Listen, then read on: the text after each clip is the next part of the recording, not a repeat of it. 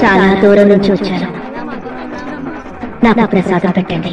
అమ్మో, ఇది అమ్మోరు నైవేద్యం, ప్రసాదం కాదు, నీకెట్టకూడదు. ఊరి కొత్తలాగున్నావు, లెంపలేసుకోమ్మా.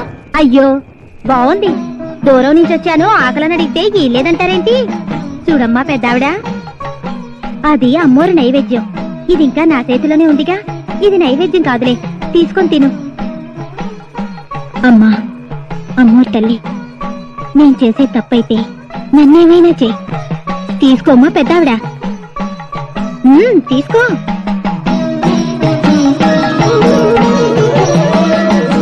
నువ్వు నాకు పెట్టిన ఈ పిడికిడు వెతుకులే ఈ ఊరిని కాపాడతాయి.